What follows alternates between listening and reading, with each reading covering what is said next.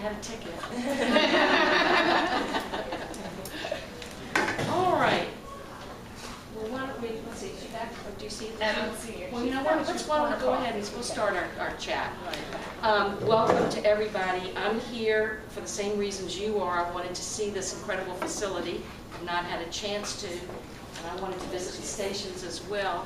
Brenda's got a handout for you, hon, over here. Thank you. Thank you. Good. Welcome. Welcome. I'm Mary Ellen Stumpf, and I've put my contact information here along with my accomplice in crime, Maggie. Have y'all met Maggie over in the grants area, the computer area? She and I are among the co-owners of the Directory of Virginia Foundations, and so you all may leave here today and have other questions or have some other thoughts. So I wanted you to have a chance to, be able to contact me afterwards. Well, this is a pep talk. That's what this is. I'm going to talk, I know your theme is 7 today, right? I'm going to talk a little bit about what's been happening over the last 7 years that have created what you all are maybe feeling as discouraging trends. And I want you to leave here today feeling the glass is half full rather than the glass is half empty. Is that fair enough? Obviously, we're all concerned about the recession. We're all in this together, and so are the funding sources, because the recession has caused their assets to be depleted or businesses to go out of business or be merged, and so we're all in this together. But I want you to know that these trends started long before the recession, and I think 7 years is a good view of that. So what I wanted to do is just, let's look at the bigger environment in which we find ourselves first, rather than just looking at our own little communities. Let's think for a minute about what happens in the United States to give us a little bit of comfort, but also to make you aware of some of the negative trends as well. One thing you should know about our 200-and-some-year-old country, 200 and what? 35. Thank you. Heading toward 250. Is that voluntarism and giving are American products. People around the world just cannot believe these American products of ours. We are unique in those. And the comforting thing for you all to know is that whenever we are down, whenever the economy, whenever there's horrific tragedy or whatever, or uncertainty, service and volunteer leadership, and even giving and sources of giving increase. That's an amazing thing. And I would like to say that if there's a historical pattern, that should comfort you, that we will rise above what we're going through right now. You just have to work smarter at this moment as best you can. But again, we're all in this together. This is a current tough situation, but I really, in speaking with a lot of major donors and grant sources, we're going to get past this, okay? There have been more like 2 decades of economic uncertainty. There have been several times when the stock market went way downhill and it caused incredible troubles. This is the big one in our lifetimes. There's no question about that. But the other thing that I think we've all got to be aware of is the number of scandals in these last 7 or 10 years or so. Whenever there's trouble in the nonprofit world, even though it wasn't your organization, we all suffer.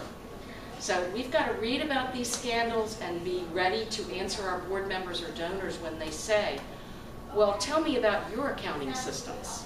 Tell me about, make sure I can see your 990 or whatever. There's greater expectation now of grant sources and donor sources as well. Brenda, they're not coming through this gate. Last time they came through this gate. Hi there. How are you? I've got an outline for you so you don't have to write a million notes. Are y'all like me when you go to a workshop or something to write notes? And then what happens to the notes? I never look at them. So I'm giving them to you. Basically, though, all of these unsettling things are disruptive, and we just have to make sure our organization is well run and that we tell that story, that we have everything on the table, as well. So even though there's been a lot of disruption, there's many, many new sources of funding as well. So there's that flip side of things. Here's something that we all face, though. The number of nonprofits, new nonprofits, has grown by 5 times in the last 7 years. And nonprofits tend to stay in business Whereas new small businesses, about 40% of those go by the wayside, but not nonprofits, because we have a way of hanging in there and making it work somehow. So your competition has grown a great deal, and so have societal needs. Am I right? But here again, 15 years ago, 20 years ago, what I saw being on the top of the list for funding were things like museums and the arts and human services, which many of you all are part of, were really not understood. Nobody really knew much about you. They might have known about the Salvation Army or Meals on Wheels. But now human services and human need are at the top of the list. So in a way, all of this crazy disruption and negativity has positioned most of us in this room to be in a higher place of attention. Okay? All of the trends of running yourselves as businesses is very, very healthy.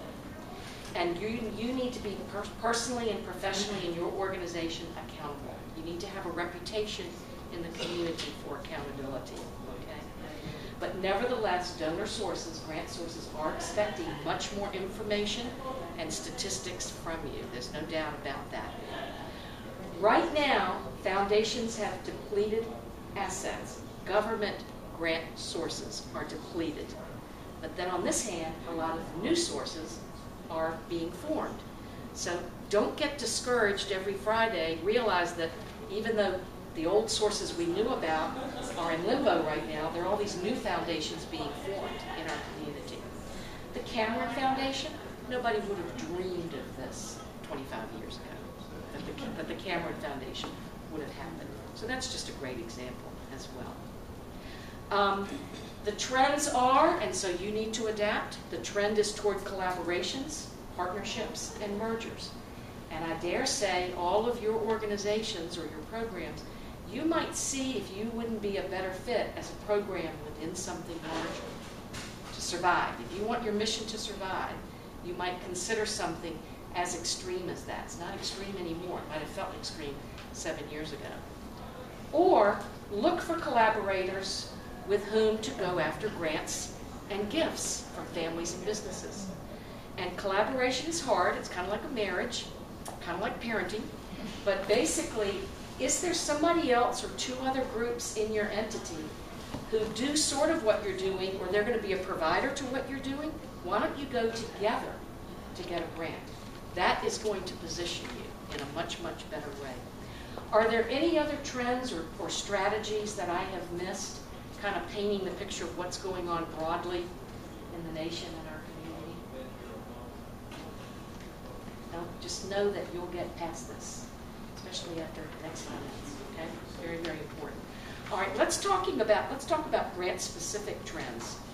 I will tell you that it's not the grantor's fault, but your bosses and your board members are wondering, why aren't you writing 30 more grants every month? If you would just write more grants, you'll get more money. Those of you who know, is that the way grants work and major gifts? No. It's a very selective process. It's a relationship building. It's a process. It takes a while. So just writing more grants at the last minute isn't going to help your organization. But you're going to have to sort of not be defensive. You're going to have to educate your board members and your bosses about that. Again, it's nice to know that even though things are tough, foundations and other grant sources have to give money away. They can't just say, you know what, we're tired right now. We're just not going to give money away for 5 years because it's too much work for my brother and me or for my staff at the foundation. They have to give money away. Now, there are depleted assets. They'll get better if we can all make sure that stock market gets better. Okay? Want you to be as fortified as you can so that you can educate your bosses that grants have strengths and challenges. They're kind of a two-headed monster in a way. First of all, I think most of you know in the room that they are often the first or the early source of funding for something, for a program or a project. And that's good because sometimes an individual might not feel like coming forward first, or a community foundation, or a business. But if you can get a grant source to come in first, that'll help give you leverage and will get you going. So they're often an early source of funds, and they're also good at closure. Sometimes you're looking for that last 15,000 or that last 10,000. And so they're often an early source and a closure.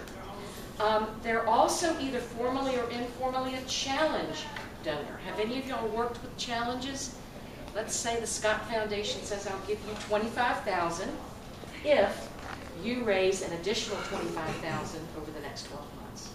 So you can go out with that catalyst, and it sort of puts the fear of God into people. They kind of go, oh, okay, I can give you something toward that, whereas they might have been reluctant before. If a donor source, a grant source, does not formally do challenges, talk to them about whether you could package it that way. They're going to probably give you the grant, but ask them if you can tell people the Scott Foundation expects you to match that value. So it's very good leverage, very good as a capital C challenge or a small C challenge, if you know what I mean. Here are some of the challenges, though. Most of them now are non-recurring, and this has really happened in the last 7 years, to tell you the truth, sticking with your theme today. Back in the 90s, I remember only one source in Richmond that wasn't even a formal 2-year waiting period. They just preferred that you not come every year. Now I can think of about 30 grant sources that have a 3-year, 4-year, or 5-year waiting period. So it's very important that you realize, your bosses realize, that just because Scott gave you a grant this year, you're not going to get it for 4 more years, or even 5 more years if you're in that grant cycle. So it's very important. Another challenge is that grant sources still remain restricted by nature, either legally in how they were set up, or they're very interested in direct services and they want to see where their money's going. But I'll also tell you that we're starting to see many, many grant sources realize that your greatest need is operating. And so they're starting to lighten up a little bit on that. So it's very important that you have relationships, you chat with grant sources. I'm looking at my friend over there, Community Foundation. It's very important to visit with these people long before you're making a request or in between in your waiting periods. Keep them updated about what your strengths and your challenges are and see what you can work out, okay? See what you can work out. But I am noticing that they're much more sympathetic. What's important for you, though, is to use the right language. Do we talk about salaries and deficits, or do we talk about demand in programs and services, and we can't meet that demand? So words like salaries and utilities and operating costs, you can talk with the program officer about that, but explain that. And in your grant proposal, really use more compelling language, okay? Very, very important. The great thing is that the numbers of foundations, and community foundations in particular, are growing in numbers of these entities and in assets. I think it's safe to say it's a real movement nationwide, even in rural communities, community foundations. And those have some discretionary giving. They might have a pool of general funds, but then they also manage donor advised funds. They manage funds for individuals and other foundations. And so your friends are at the community foundations or in places like the Cameron. Get to know them. They're trying to accomplish things in communities just like you are, and together you can do a better job of that. It's very important that before you go to a grant source that you have really got your expectations down and your need, and you understand what their expectations are. Your research is intense. You've got the relationships, you've made contact, and you've distilled the best sources. You don't have time to write 10 grants a month. So what are the best 6 you're going to write this year? Right? There's always next year. There's always the next 9 months to take a look. Here's the other comfort. I'm not going to say that grant sources used to be rather limited in their giving, but I would say that they are becoming much broader in what they'll look at to help you. And I'll give you an example of that. Hi. What do you have? Bourbon and water? You know, again, it used to be things like operations was kind of not what they were really looking for, or emergencies. Even technology at one time was kind of, not so sure about helping you with your computer lab. Now, if you just look quickly at this list and go over to the second page, these are just kind of the primary elements in a range of needs that I'm seeing grant sources open to. You know, it could be anything to do with annual and operations. It could be seed monies, capacity building. Most of you in this room face the ability of that chicken and the egg thing. Well, you'll see grant sources work with you on a capacity building grant as well. So lots of things there. It used to be that you felt like your project and your program had to be all planned before you went. Well, now you might get some planning money and development money, and then pilot testing, and then full expansion of that program or project. So think in terms of incremental funding from grant sources as well. Emergency funds and endowment, while selective, I'm seeing grant sources toward that. Okay, they'll even help you with your publications. They're understanding now more about communications, whether it's web page or whether it's publications. Have I reached the end? No, okay. Sorry. Don't just hurry really fast. Okay.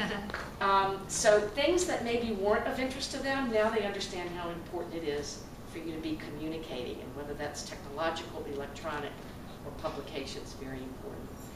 Again, technology, I've seen the gamut now. And another trend is, if somebody wanted to give you a grant for like a computer lab 15 years ago, they really weren't keen on your leasing the equipment, not sure about that. Now it's almost they expect that you explore leasing. Why do I say that with technology? It's changing. And the equipment, the furnishings wear out, and the software needs upgrading, and they'd rather be part of a group of people upgrading your computer lab and you getting the benefit of a less cost by leasing. So it's very, very important that you all watch the trends and adapt. And when the trends seem negative, remember me, glass half full, not glass half empty. Okay? Read the trends and adjust and adapt. Here's just a few collegial tips that I want to offer you to make sure we keep our heads above water through these next couple of years. As well as your organization can be planned is very important, and that might be a 20-page strategic plan for some organizations. It might be a 3-page outline for another agency. But just make sure you all have done strategic planning to keep you focused. Make sure that your needs are defined, but that they're prioritized. We are seeing many donors and grant sources say, what are your priorities? And of those priorities, what are most critical? Have you all had, you know, what has to happen? We can't address all of these things or even two, but absolutely what's most important. And you don't want to be sitting across the table from those sources and say, we'll get back to you on that. You want to know what your most critical is. Make sure you always have handy organization-wide or project and program-wide a concise, clear abstract, a narrative that's ready to go. Make sure it's updated, the organization's information. Okay? Make sure in that narrative you talk about how you measure and evaluate. That is a requirement now. I don't see anything that doesn't ask you about how you measure and evaluate. I'm also seeing in almost every instance, they want to ask you in a grant proposal, what is the impact of this project on your operations, fiscally and human resources? So you need to think about that long before a grant deadline and have that in your narrative. The other one, and this is the tough part, what will you do? What will happen if this project is not funded? What will be the loss to the community? Or if we can give you partial funding, what could you do? Be ready months ahead of a deadline, months ahead of writing a grant proposal. Okay? Make sure your budgets are thorough. Sometimes you leave out the human cost, or upgrades, or support, or installation. You forget about a tiny portion of support administrative help. So make sure you build your budgets as thoroughly as you can. And I would suggest that you do multi-year budgets, that you have a multi-year view. Maybe a grant source is only going to give you year one, but you want to know where you're going. And in some cases, a grant source or another donor might give you 2 years or 3 years of funding. That'll help stop you from being on that crazy merry-go-round. You know what I'm talking about? So you got the grant this year, now what are we going to do next year? You know, so 12 months is going by really, really fast. Here's a little tip. Let's say there's a long period of consideration, or you're going to hear back about a gift or a grant. If something noteworthy happens in that time period, go ahead and share that with the grant source looking at your proposal. Let's say you get an honor or certification, or the accreditation team and gives you, blue ribbon standing, or you were in the newspaper. If there's something noteworthy like that, put it in writing, share it with the funding source. I think it goes into your file at most foundations, so it will always be there.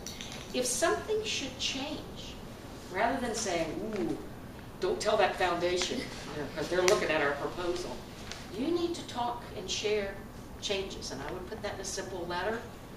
Sometimes we email our program officers, but very definitely make sure you let them know of changes. It's very important.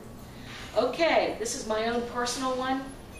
Appreciate. If you get the grant, have a board member call up, write a personal note, you get your acknowledgement letter in, but appreciate. If you get declined, do you know what most of us do? We never write them. I think you ought to write them. Thank them for their consideration, knowing that in these days how hard it is to select, and that you hope maybe they might be able to help you at a later time strengthen your proposal next time. But they will like you for that. They don't get many nice letters like that, so it's very, very, very important. This is something that I know you already know, but it's important to say. Steward that grant and that grantor. Make sure you're keeping them updated.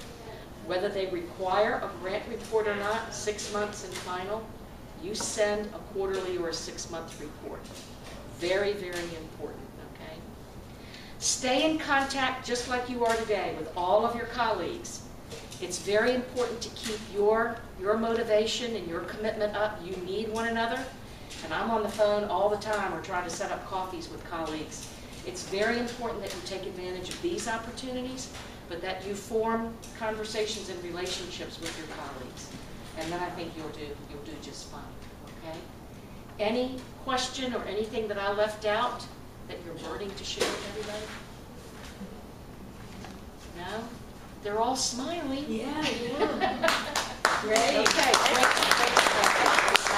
You all missed our introduction of Mary Ellen. That's okay. How she's a giant of her industry. And